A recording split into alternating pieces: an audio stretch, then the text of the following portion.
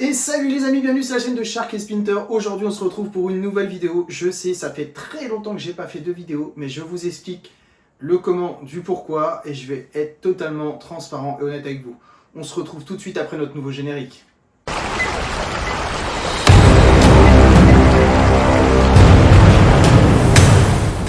Donc nous revoilà sur la chaîne. Donc alors les amis, aujourd'hui c'est une grande nouvelle. Comme vous avez pu voir sur la miniature, je vous ai dit le Saint Graal est arrivé. Et effectivement, le Saint Graal est là. Je vous le montre. Voilà. Voilà, c'est ces papiers-là. Donc je vais vous expliquer un peu pourquoi toute cette absence. Cette absence était due parce que j'étais en train de préparer mon dossier d'un certificat de capacité et d'une autorisation d'ouverture d'établissement.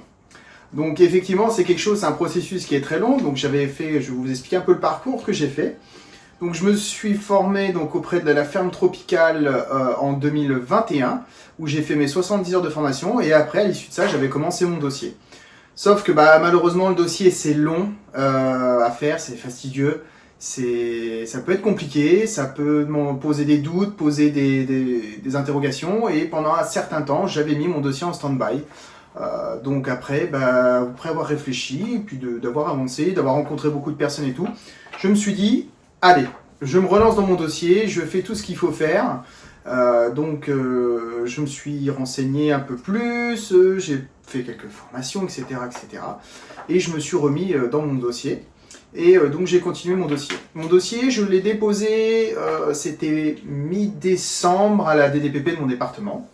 Où ils ont donc eu en lecture mon dossier. Donc mon dossier de CDC fait à peu près 80-90 pages à peu près, avec toutes les demandes que j'ai fait, les photos, etc. que j'ai jointes. Puis après, vient la DDPP qui m'a contacté, m'a relu mon dossier, m'a dit voilà, je souhaiterais avoir un rendez-vous chez vous pour venir visiter vos installations. Mais je dis pas de souci, venez, moi, voilà, mes installations sont là, il n'y a aucun problème, moi j'ai rien à cacher, je vous en prie, au contraire, venez. Donc il est venu à la maison et puis on a discuté assez longuement, près de à peu près une bonne heure, on a discuté sur mon dossier, pourquoi cette demande, qu'est-ce que je voulais faire. Mais nous n'avons pas le droit de jouir de l'usufruit de cette reproduction. Donc c'est-à-dire plus clairement, dans les mots un peu plus clairs, nous n'avons pas le droit de vendre cette reproduction et de gagner de l'argent dessus. On a le droit à une reproduction pour essayer, point barre. Voilà. Donc moi j'ai voulu me mettre en règle parce que je compte faire de la reproduction sur les animaux que j'ai là. Donc bon oui, vous pouvez voir, il y a d'autres nouveaux animaux qui sont arrivés, certains ne sont plus là. C'est comme ça et puis c'est tout. Et donc du coup il est venu, on a discuté, mon dossier, machin, etc. etc. Et puis il m'a dit, écoutez, la prochaine commission se passera le 4 avril. Est-ce que je pose votre dossier ou pas? Je dis oui, moi je suis prêt, je vous ai donné les réponses à vos questions, donc je suis prêt à passer en commission. Vient le jour donc de la commission où je suis arrivé donc à la DDPP de mon département donc je me suis installé donc face à la commission. Il y avait 9 personnes en présentiel et 6 personnes en distanciel, donc qui étaient en visio. Donc comment ça s'est passé? Qui est-ce qu'il y avait? Je vais vous le dire en toute honnêteté. Voilà, donc j'avais le responsable de la CITES, donc CITES qui est comme vous le savez tous, qui est le document international qui régit le commerce des animaux, donc l'import-export, voilà, point de vue international, qui les classe en 3 annexes, annexe 1, annexe 2, annexe 3, mais ça après c'est de la législation, on pourra faire ça sur une autre vidéo, où je vous invite à aller voir des personnes compétentes comme certains capacitaires que je connais, ou certains organismes de formation que je connais qui sont très très calés dessus. Donc il y avait donc la CITES, il y avait le responsable de Réal, il y avait l'OFB qui était là, il y avait un professeur de biologie et directrice d'une animalerie, plus d'autres personnes capacitaires et des personnes qui étaient compétentes. Je suis passé à cette commission et ça s'est très très bien passé, j'ai eu beaucoup de questions, ce qui est normal, parce qu'un dossier où il n'y a pas de questions, c'est très rare. Voilà. J'ai eu beaucoup de questions en termes de sécurité, en termes de reproduction, sur l'hybridation, tout ça. Donc moi j'ai répondu en toute honnêteté, en toute transparence. Et donc la commission a duré à peu près 25 minutes, voilà, c'est à peu près le temps que j'ai passé.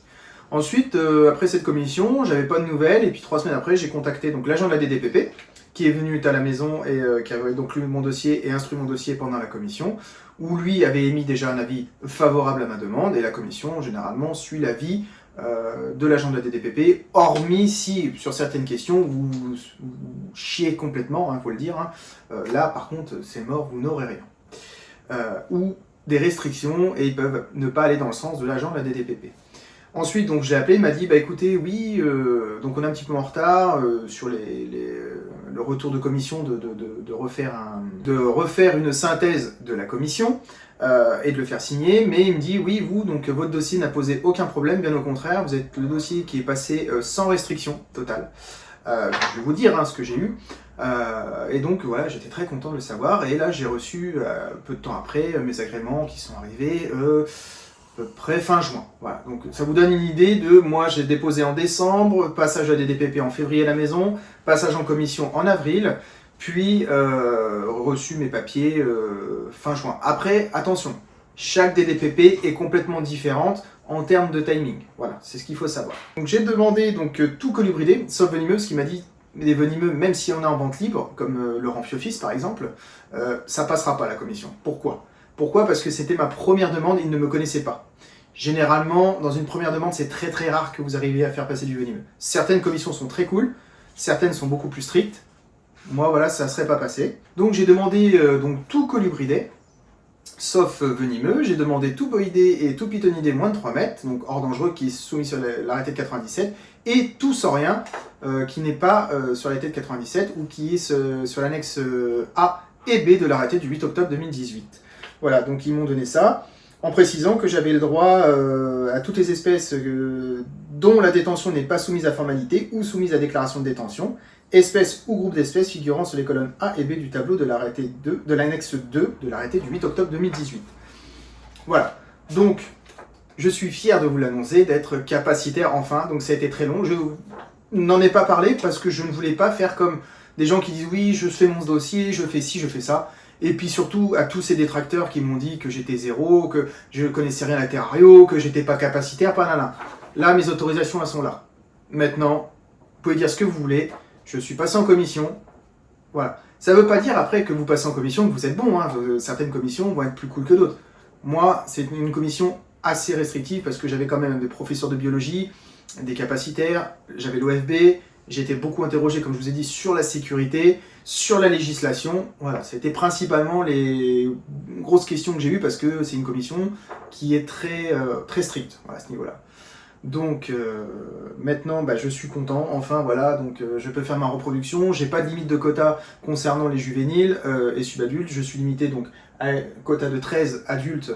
Pourquoi ? Parce que ma pièce est petite pour l'instant. Je ne peux pas faire au-delà et je ne peux pas en mettre plus. J'avais demandé sans restriction en fonction du bien-être animal, mais ils n'ont pas voulu l'accepter, c'est leur choix, c'est leur droit, parce qu'ils ont estimé que la pièce étant trop petite, rien ne m'empêcherait de mettre, admettons, en exagérant, 200 espèces. J'ai posé mon dossier, j'ai rien dit à personne, je l'ai fait, j'ai réussi à la sueur de mon front, et j'en suis très fier, et j'en suis très content. Et je remercie toutes les personnes qui m'ont soutenu, quelques capacitaires m'ont soutenu, parce que, voilà, certains... Vous leur demandez de l'aide, ils vous envoient à balader, et d'autres vous accordent leur aide bien volontiers, et que je remercie beaucoup. Je tiens à remercier aussi beaucoup Repti Conseil et Formation, donc Charlotte Hubler et Florian Denis. Pourquoi ? Parce que j'ai suivi 2 formations auprès d'eux, et franchement, je peux vous assurer que c'est des formations qui sont vraiment au top, et je suis très très content de ce que j'ai appris avec eux. Et après, surtout, ne vous laissez pas avoir par toutes ces personnes qui disent oui, c'est qu'il y a que l'arrêté du 8 octobre 2018 qui compte, c'est la Bible. Non, c'est pas la Bible de la terre française. Non, ça se passe pas comme ça. Ça se passe que vous avez le CITES, ensuite vous avez le CE 338-97 qui régit la partie européenne, puis après vous avez les différents arrêtés. Vous avez l'arrêté de 97 sur les animaux venimeux dangereux, vous avez l'arrêté du 8 octobre 2018, vous avez l'arrêté de Guyane, vous avez les arrêtés français, vous en avez plein, l'arrêté de 2000, il y en a plein. Voilà. Il y a eu il n'y a pas très longtemps, c'est avril 2023, donc l'arrêté sur les espèces invasives concernant donc le Lampropeltis nigritus jetulus que j'ai ici. Voilà. Après, donc ça c'est une autre histoire sur le nigritus, de pourquoi ils l'ont soumis ou pas. Enfin voilà, c'est sujet à discussion, mais c'est pas le sujet du jour. Donc sur ce, je vous remercie tous d'avoir suivi ma vidéo. Je vous remercie pour le soutien que vous apportez à la chaîne en restant abonné et en commentant régulièrement où je vois beaucoup de vidéos, surtout celles des tutos qui ont bien fonctionné. Donc n'hésitez pas à laisser un petit commentaire, n'hésitez pas à me poser des questions si vous le souhaitez, je répondrai, il n'y a pas de problème. Je vous souhaite une belle journée à tous et je vous dis à très bientôt sur la chaîne de Splinter et Shark Reptile avec plein de nouveaux projets et de nouveaux animaux à vous présenter. Salut les amis!